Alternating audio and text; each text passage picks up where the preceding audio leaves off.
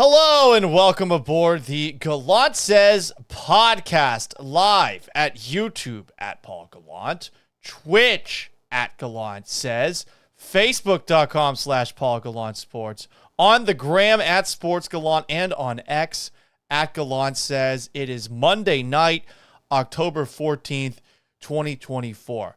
A couple of questions. One, how do the Houston Texans compare to the four best teams in the NFL? Two, do the Houston Texans have a drug problem? And a quick rant on something that we just saw in Monday Night Football as the Buffalo Bills took down the New York Jets. Let's get it on. A radio show host in Seattle called Paul Gallant. You are definitely living in the hindsight world today, Paul. Do you feel there's been a consistent theme with the interceptions? I think every interception really has a different story. I was just kind of curious what Paul gets to see. Grow, mother. Are you kidding me? Paul Gallant, what the hell is wrong with you?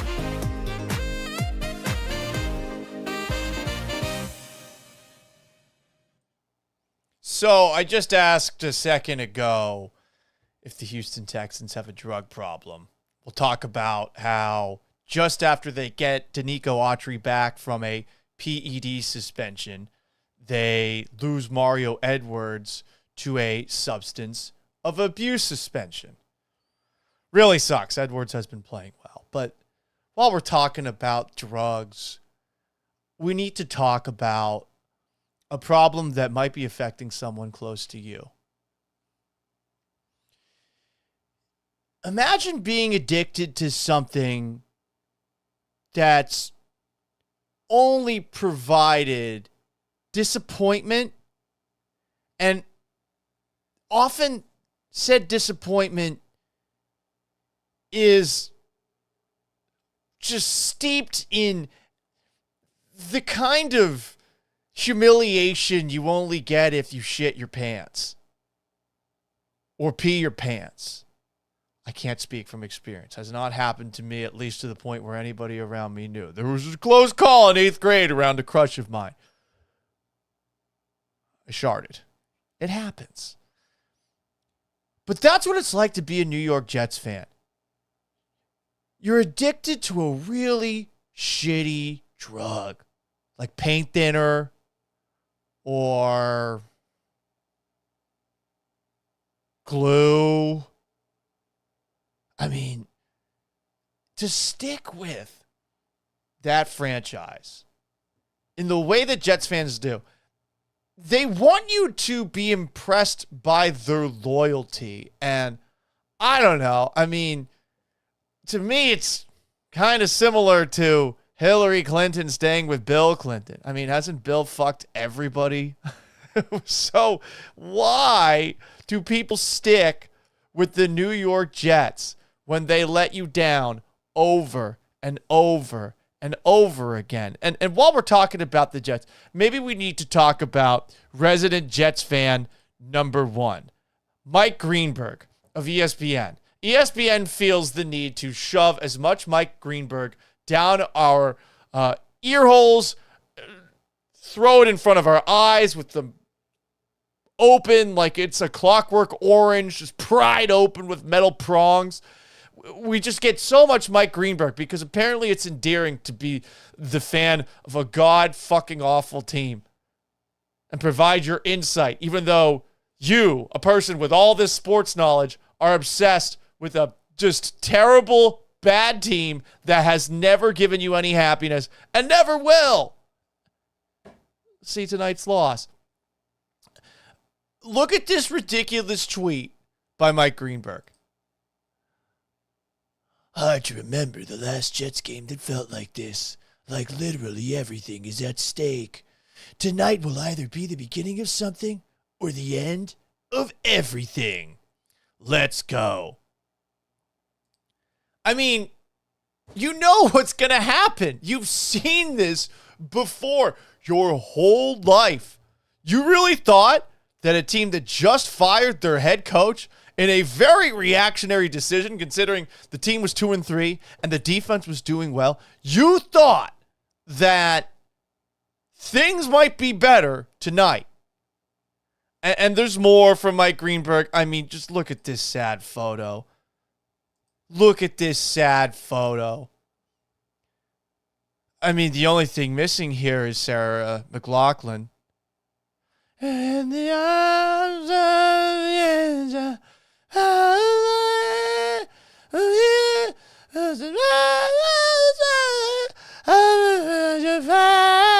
why are you addicted to the New York Jets? He's watching that. He's not even sitting on a chair. I mean, for God's sake, dude, sit on the fucking couch. You're sitting on the coffee table? No socks? What are you doing?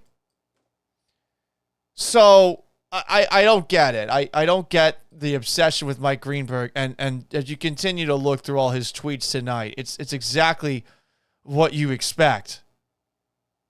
Where it starts off with him thinking that this is actually improving, and it ends with this just beautiful piece of art. Well, that was disheartening. I mean, dude, what the fuck did you expect? Jets fans are losers. I know they've been doing that commercial movement on all sorts of different channels where they're saying, time out, stop hatred, no more hatred. Nope. I hate the Jets. I love that they suck. I love that they'll continue to suck. And I kind of like that their fans are addicts. It's fun to know you're better than somebody, whether it's me as a lifelong fan of the New England Patriots, who are not good, as proved by the Texans yesterday, or, just somebody who is in this sports talk radio industry who feels that because he's a Patriots fan growing up, that he knows more than anybody. I feel like I have to know by default more than Mike Greenberg. I have to, right?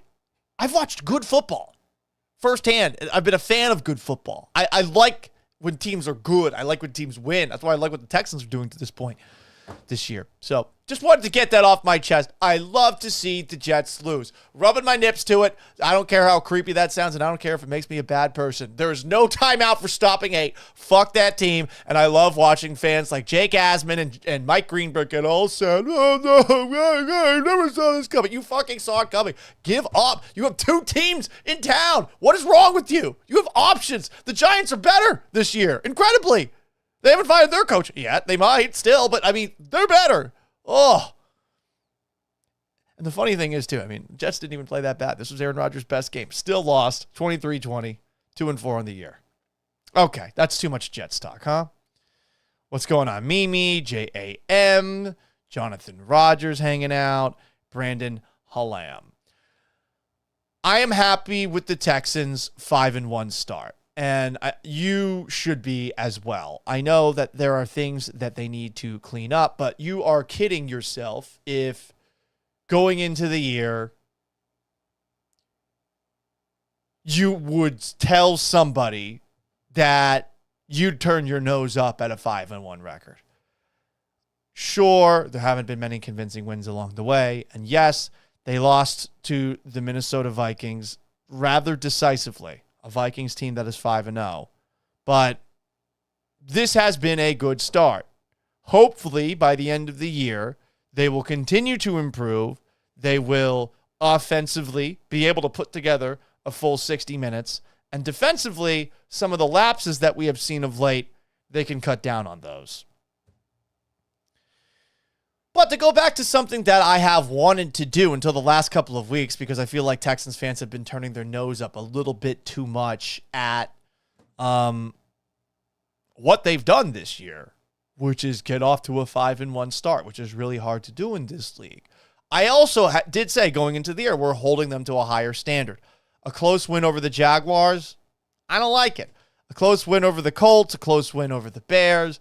You could do better than that. Close win over the Bills, a little bit different. I think the Bills are a good team. See what they did tonight. I know a lot of it's Josh Allen. He finally was accurate. Didn't look very accurate against the Houston Texans. But that's a good Jets defense, and Josh Allen had a good game, 19-25, 215 yards, 2 touchdowns. They ran the ball against a Jets team. The Bills, without James Cook, they're a good team. They got some good pieces on defense. I think they will be better as the season progresses, and I do think that they're on the same tier as the Houston Texans as things currently stand. But we're holding the Texans to a higher standard, right, because of all the hype that they had this offseason. So these are the 4 best teams in the NFL. first off, it's the Vikings. It's hard to hold the Texans up against the Vikings just given what happened a couple of weeks ago. Sam Darnold looked very efficient in that game. He only had a couple of near mistakes, near disasters, which he is known for. But their defense has been probably the best in the league to this point.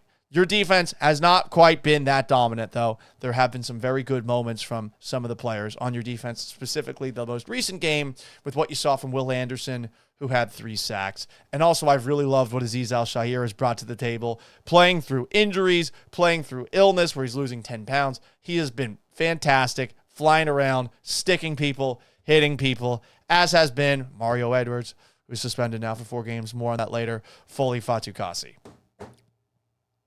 But we're holding them to that higher standard. Okay, maybe they're not the Vikings. And you can't say that they're on the Chiefs level, right? 2-time defending champions. You've got Patrick Mahomes. You've got Andy Reid. Hang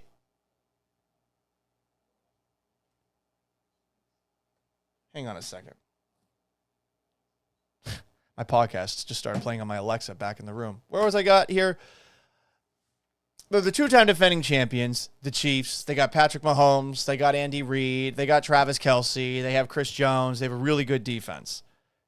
And while they also have had a lot of close calls this year, I think when you look at what the Chiefs are doing, you want the Texans to be there. Will they be there? You got to win one Super Bowl before we start saying, they'll be fine about a close win. Where with the Texans, we're like, you got to clean that up. You got to be better. So with the Chiefs, you're not quite on that level. Are you on the same level as the Baltimore Ravens? I don't think you're quite there either. The Ravens might have the best offense in the AFC. Lamar Jackson, in the playoffs, you don't trust him. But once again, he's looking really efficient during the regular season. 20 of 26 for 323 yards, 12.4 yards per attempt. That's really fucking good in a win over the Washington Commanders on Sunday. He's got good receivers to throw to. You've got Zay Flowers, their first-round pick last year. Rashad Bateman, who seems to finally be figuring it out. Mark Andrews finally had a good game at tight end. I know a lot of fantasy people have been bitching and moaning about what he hasn't done. You have Isaiah Likely. You have had rumors, too, that they might be getting Devontae Adams based off of all these weird cryptic posts that Devontae Adams, the Raiders wide receiver, is making that involve the use of Edgar Allan Poe, which is rather surprising, I think. But, I mean, what they're doing is pretty scary, especially when you consider that last year the Ravens, who are 12-2 all-time against the Texans, outscored you 59-19. The thing that scares me the most is that Baltimore added Derrick Henry. 24 carries for 132 yards and 2 touchdowns against the Commanders. He is on pace this year for 1,979 yards and 22 touchdown runs. And if you're unfamiliar with his work against the Houston Texans, who he has probably played better against than any other team, maybe the Jaguars a little bit better, but in 14 games against the Texans, Henry has ran the ball 253 times for 1,431 yards, a 5.66 yards per carry average with 12 touchdowns. He's averaging 102.2 yards a game. He was running all over them, and now he is on the team that owned you last year and has owned you historically. And he's part of a rushing attack that leads the NFL in rushing yards a game. 205.3 yards, 5.9 yards a carry. It's not just Lamar Jackson, and it's not just Derrick Henry. They have Justice Hill, and they're the first team since the Raiders of 1971 to have 150-plus rushing yards and a rush touchdown in each of their first 6 games. This is a team that is not in your ballpark right now. They're a class above. They're better than you. And I know that you have a better record than the Ravens, but I think we'd all agree that just given the way that things went last year, none of us would be picking the Houston Texans over the Ravens without admitting that we are thinking very wishfully, like I was before last year's playoff game. I was hoping. But hope is only going to get you so far. Can you stop Derrick Henry? If the defense looks better this year, maybe it will. Done pretty well against the ground game. But this is going to be tough. And this is one of the teams that you're holding yourself up to the standard of. And the fourth team of the 4 NFL teams that I think are in a class above the Texans. They're trying to get there, not quite there. It's the Detroit Lions, who are 4-1. They just killed the Dallas Cowboys. Killed them. Man, what a brutal beatdown. 47-9. 38-point loss. That's the worst loss at home for the Cowboys since 1988. We'll talk more about the Cowboys on tomorrow's show, which we'll do tomorrow afternoon. But let's talk about what the Lions did, not just to the Cowboys. Let's talk about what the Lions have done the last couple of weeks. Thank goodness the Texans have a bye week against the Lions. They beat the Seahawks 42-29 in Thursday Night Football. They beat the Cowboys 47-9, back-to-back weeks of 40-plus points. First time since 1962 they've done that. And the guy who's making it happen, I get trolled very often on our Twitch for ESPN 97.5 and 92.5 by this guy, King of All Twitches, who regularly argues that Jared Goff is a better quarterback than C.J. Stroud. Statistically, he has been better the last 2 weeks. Jared Goff the last 2 weeks, it's been fucking incredible.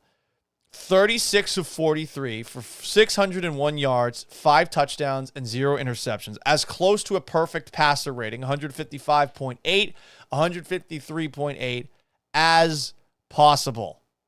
Not quite there, but so damn close. I think perfect's 158.3. I don't know how they got to that number, but he's been incredible. And look at the weapons that the Lions have, even when everybody's healthy, even when Nico Collins is out there. The Lions have at wide receiver Amon-Ra St. Brown, Jamison Williams, who has a lot of talent, suffered the ACL injury and suspended for gambling. Sam Laporta at tight end. Khalif Raymond's a pretty good third option. They have 2 really good running backs in David Montgomery and Jahmyr Gibbs. Gibbs is also a great receiver.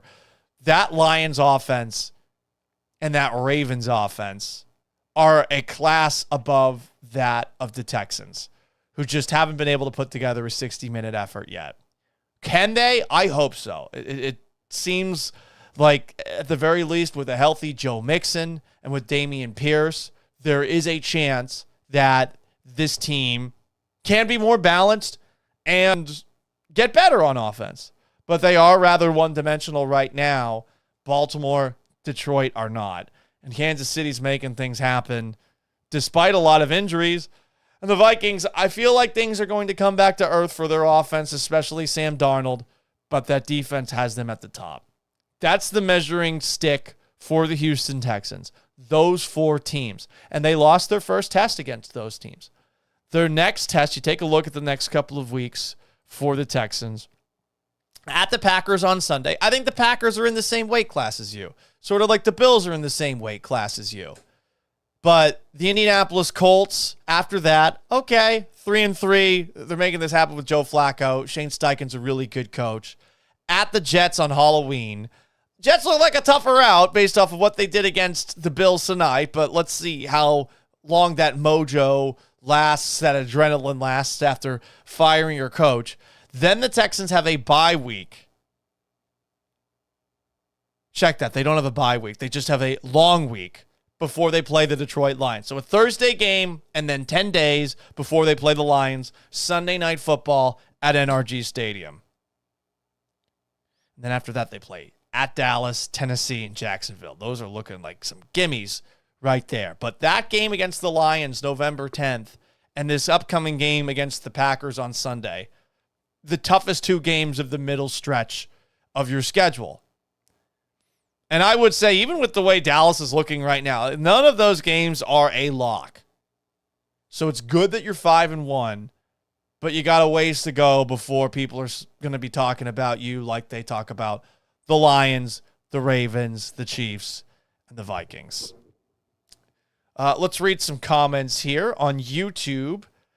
At Paul Gallant. You can join on Instagram at Sports Gallant or on Twitch at Gallant Says, on X at Gallant Says, Facebook.com/Paul Gallant Sports.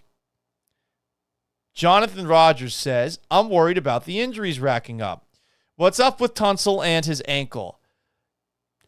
I looked at the transcripts of Denico Ryan's press conference today, and I can double check it one more time. I don't think that anybody asked Denico about Tunsil's status. And I can take a look one more time, but he went straight to the bench right as they were starting to bench some of their starters. He didn't come back into the game. No questions asked about Tunsil. I got to say, sometimes the beat for the Texans leaves things to be desired out there, right? So I'll ask DJ Bieneme about that tomorrow when he joins Joe George and me on the radio, ESPN 97.5 and 92.5, noon to 3. Mimi says, it's football time in Houston. Hit it, Paul. Sure thing. It's football time in Houston, and we're ready to play. 5-1. That's good. Super Serial says, Aaron Rodgers looked like he needed some shrooms out there. Yeah, or some weed. He's going to be frustrated. And now that they fired one head coach, which he somehow got a little bit of plausible deniability from the public as far as some people actually believe that he didn't have a say in firing him, even though he met with the Jets owner the day before they announced the firing of Robert Saleh, which was last Tuesday. It came as a surprise to me. The idea that Rodgers was blindsided by it is, I think, absolutely crazy. And I think he said something along the lines of he used a big boy word to describe how he felt. Did he say he was incensed? Aaron Rodgers denies firing Robert Saleh involvement. What did he say? He resents the accusations. Yeah, that was it. Oh, look at me. I resent the accusations. But no one believes that even if you resent those accusations, that the accusations are false.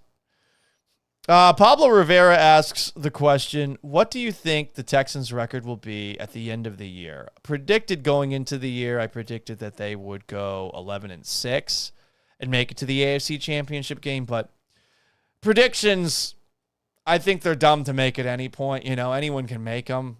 What, am I going to come back to this and say, look at me, I predicted that they would go 11-6. I don't think it involves a great deal of skill to predict something that ultimately comes true. You know, if I'm guessing, sorry to go, God, way too many New York references here today, but sorry to go Mike Francesa and Chris Mad Dog Russo from WFAN. They used to just look at the schedule and run through and say, oh, is this a win? Is this a loss? But at the Packers on Sunday. Right now, I think they're going to lose. I think the Packers are figuring things out with Jordan Love now healthy. Hope that I'm wrong. Packers are 3-point favorites. It does feel like Jordan Love does something that the Texans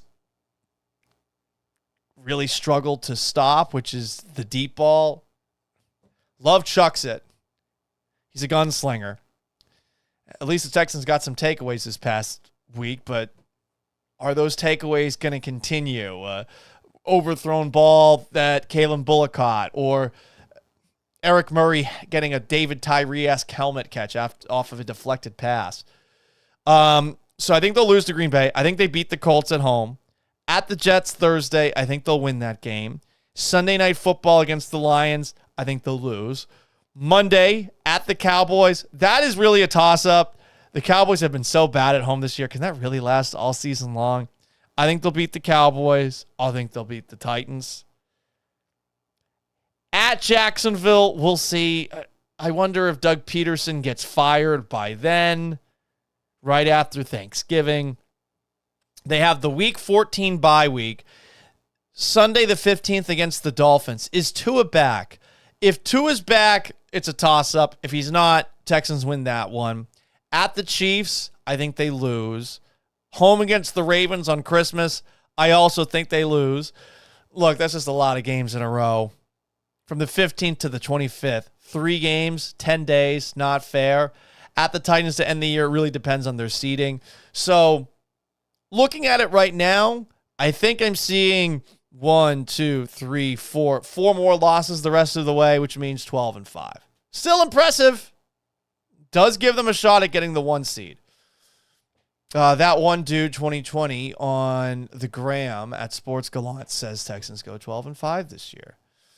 Mimi asks, how's the Packers O-line? No fucking clue. Sorry, haven't watched yet. World of Warcraft Spartacus. I like how Denico managed to piss off 2 volatile fan bases at the same time by complimenting Jordan Love. Well, how would that piss off 2 fan bases at the same time? Is that going to piss off Packers fans? There were a lot of preseason comparisons made between C.J. Stroud and Jordan Love. That Brazil game was so weird, and Love got injured at the very end of it. The footing on that field was not good. Was it a game you can really look at and say, hey, I know who the Packers are based off of that one. I know who Jordan Love is based off of that one. I would say no. Those international games are weird, especially at the beginning of the year.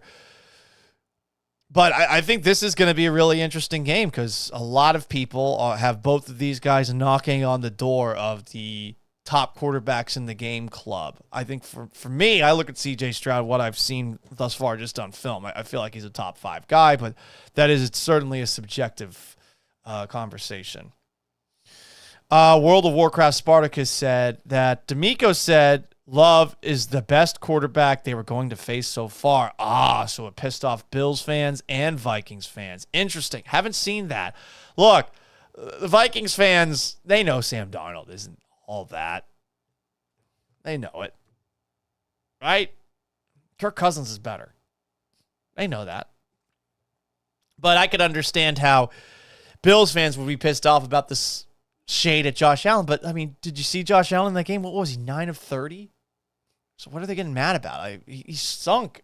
He stunk against the Texans. He looked good tonight, but he stunk in that game. He was missing all sorts of passes. And sure, there are maybe some plays that Bills receivers left him out to dry. But I thought for the most part, Allen was just really inaccurate in that game. Michael Hirsch continues saying, Love's the best quarterback they've faced. I got to see, please tag me in anything that you see with these pissed off Bills and Vikings fans. I actually want to see that. So there you go, guys. Before we get into talking about the suspension of Mario Edwards, allow me to blow my nose, and I'm not doing this for effect. All of a sudden, I got a ton of snot stuck up here.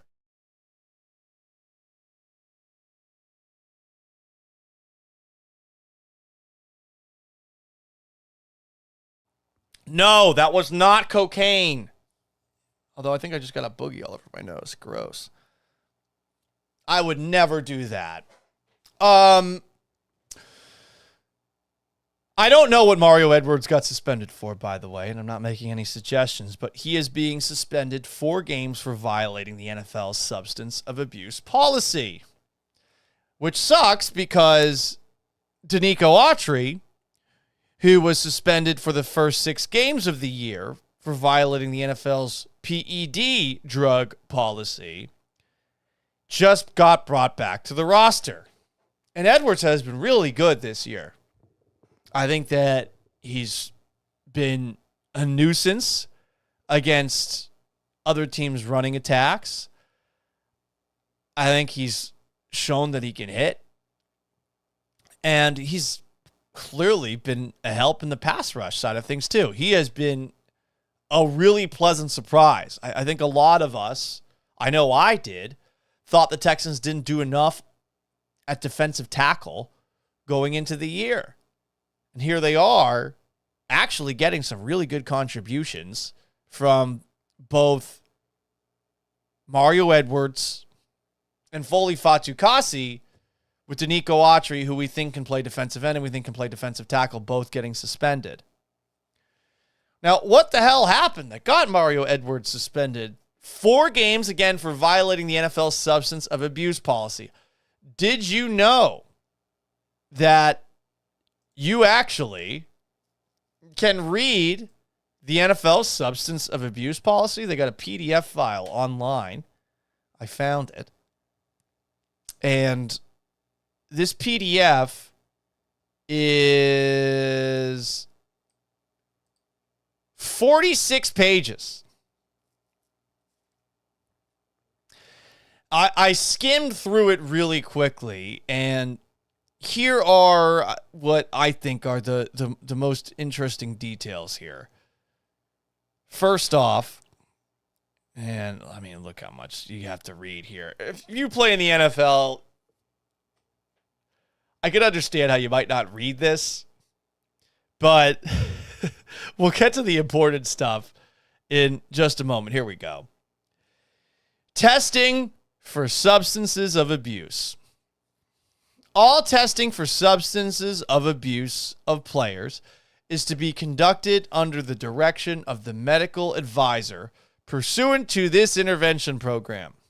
Before entering an intervention stage, players shall be tested only for the following substances, which collectively shall be termed the NFL Drug Panel: cocaine, Delta-9, THC, and carboxylic acid, which is marijuana, synthetic cannabinoids, amphetamine and its analogs. So I'm guessing that could be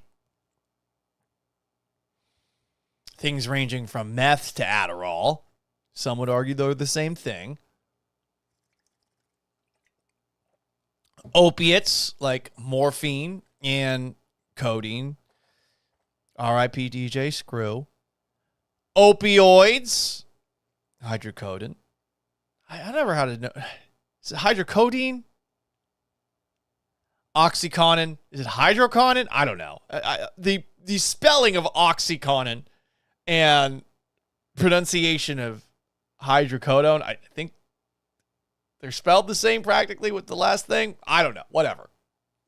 PCP and MDMA, also known as methylene dioxymethamphetamine.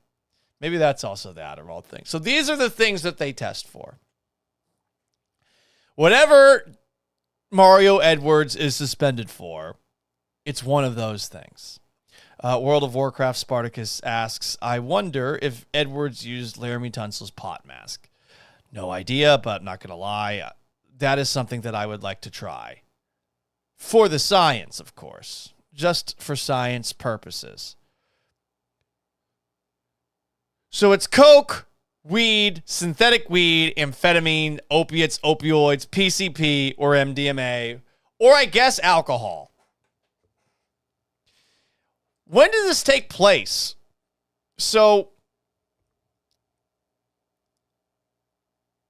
a pre-employment test might be administered to a draft-eligible player during the scouting combine, or a veteran player desirous of signing a contract with an NFL club who is not under contract to that club or was under contract with another NFL club on the date of the last game of the immediate preceding season.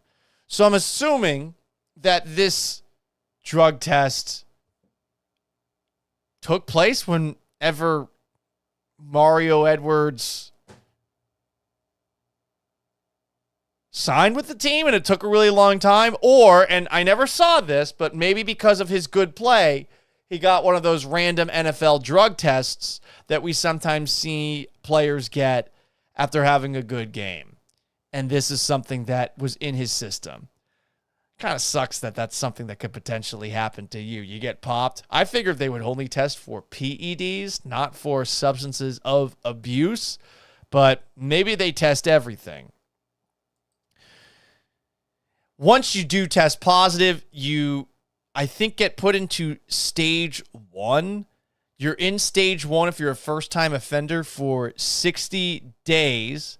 And after 60 days, you can get out. But if you do violate the policy again, it can lead to longer suspensions.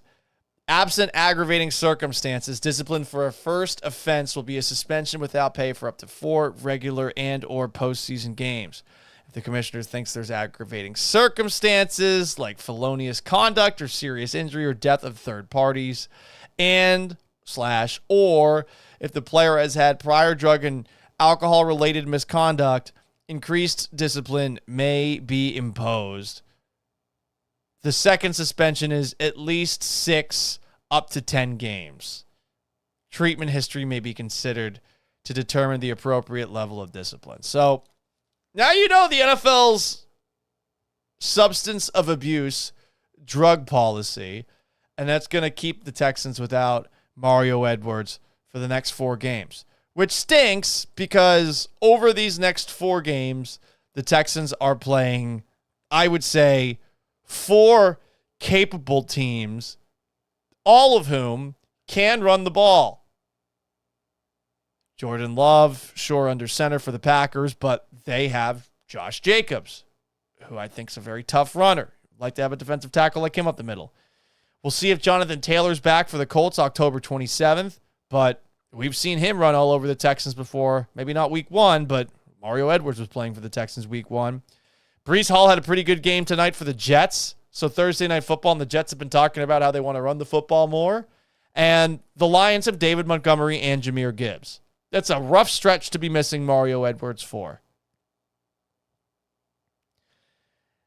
And then consider the quarterbacks in those games, Jordan Love, whatever version of Aaron Rodgers you're getting, and Jared Goff, who is playing at a very high level, as I detailed earlier, plus an Anthony Richardson who can make some crazy things happen, but certainly misses easy throws from time to time. You're going to want Mario Edwards for those games, and hopefully Denico Autry's return is going to make up for it. But Autry's 34, and Autry's not going to be playing every single down. He's not. Especially since he's coming back after having missed all of this time. There's no way that you can recreate for a guy who's missed the first 6 games of the season. I think stamina. You have to be practicing a lot. And I mean, Autry wasn't really practicing a lot during training camp, probably because he knew that this suspension was coming.